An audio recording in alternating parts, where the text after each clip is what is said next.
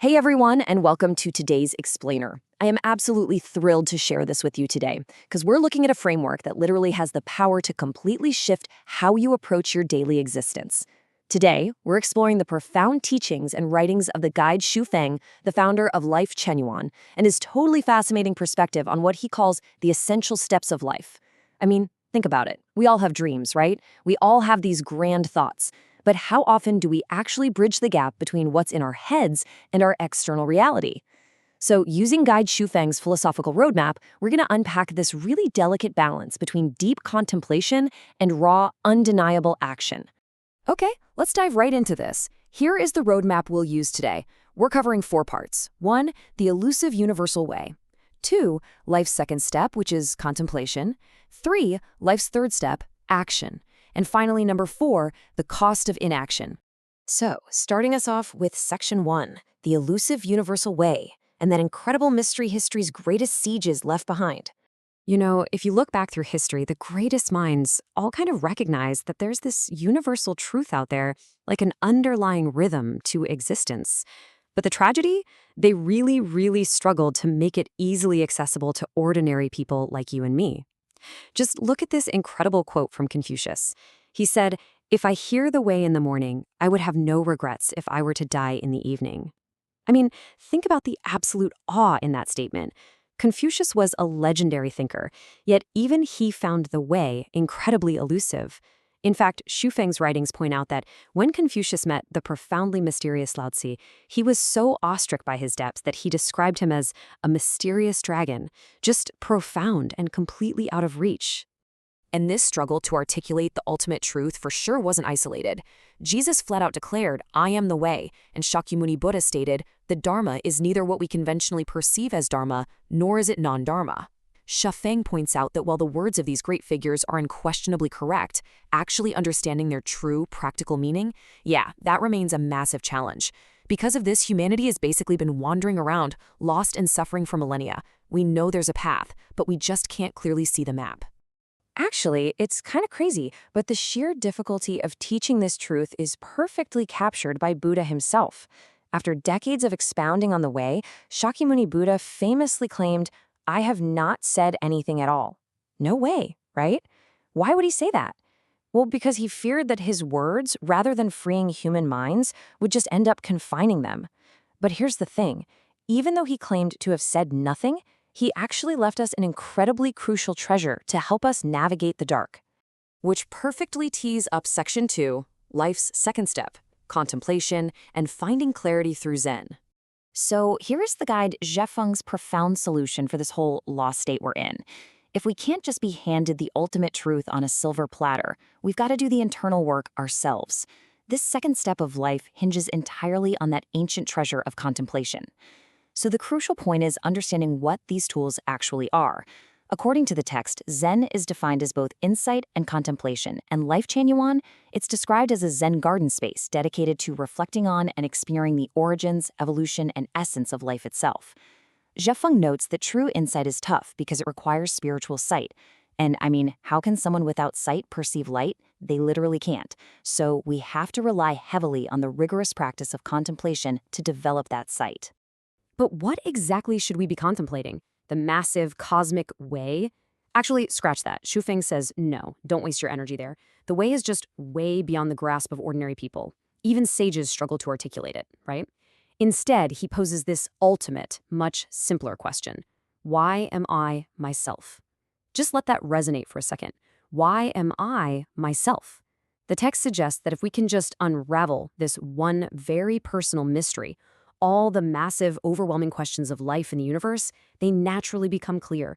It's like a giant puzzle falling into place. Now, I'm not going to sugarcoat this, and neither does the source material. Contemplation is hard work. It's absolutely essential for liberation, but it is a heavy burden. Xu Feng compares it to solving complex mathematical equations. And honestly, how many of us want to do that in our free time? It's daunting. It can be incredibly isolating, kind of like the painful process of refining metal. But the stark truth presented here is that without this internal contemplation, a person is simply drifting. They're really no different from an insect that's just reacting to stimuli. But hey, contemplation alone isn't the finish line. Moving right along to Section 3, life's third step, action, and moving toward the goal. This is where we learn how to bridge that gap between our internal reality and the external world. Because once you've contemplated your existence, you actually have to, do something about it. And this brilliantly illustrates Xu Feng's triad of the 3 essential steps of life. First up, you have ambition, deciding exactly what kind of person you want to become. Second, you have contemplation, doing the heavy mental lifting to figure out how you're going to achieve it.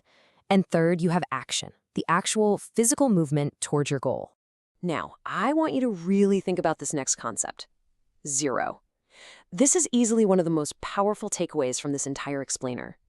Xu Feng warns us that once your ambition is set, and once your contemplation is complete, if there is no action, well, everything becomes a wasted effort. It all returns exactly to zero. All that deep thinking, all those brilliant plans, completely erased, just because of a lack of execution.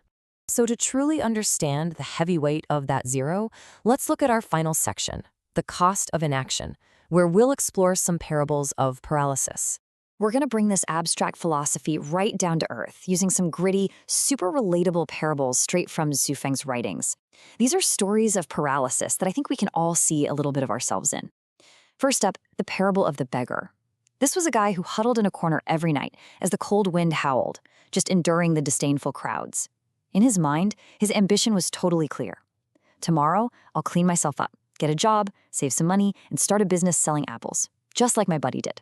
He had the ambition, he had contemplated the steps. But his reality, he woke up, put on the exact same dirty clothes, grabbed his broken bowl, and went right back out to beg. Because he took zero action, 10 whole years passed, and his begging cry still echoed exactly as before. Let's move to our second story and see how this builds. We have this ambitious clerk. When the winds of economic reforms swept across the land, this university grad recognized the opportunity. He thought, I'm going to quit my iron rice bowl government job, dive into business, and seize a golden rice bowl. He had the vision, right? But what actually happened? He stayed at the exact same office. He remained a minor section chief for 20 years, earning just over 2,000 yuan a month. Why? Simply because he never actually took the leap. Then there's the story of the highly talented department head.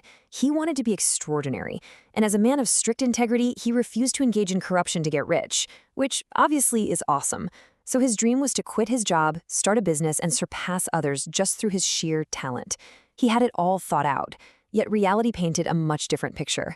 He stayed completely stuck in indecision, living in a cramped 40-square-meter slum apartment for 10 long years. His ambition was crystal clear, but his situation never changed one bit. The missing ingredient was, you guessed it, action. And hey, this isn't just about your career or making money, it totally applies to love too. Xu Feng tells this really poignant story of a beautiful woman who deeply admired a man and dreamt of marrying her Prince Charming. But she was totally paralyzed by the fear of being seen as improper if she confessed her feelings. So she just waited. And she kept waiting, silently, endlessly, until the man she admired finally slipped away and married someone else. Her inaction cost her the very life she contemplated day and night. Finally, we have what I like to call the spiritual seeker's trap. This ordinary guy has a profound epiphany to seek enlightenment and reach the Western paradise. He even picks up a Buddhist scripture to start. But almost immediately, the external world attacks his new action. His wife urges him to be practical and just sell fruit.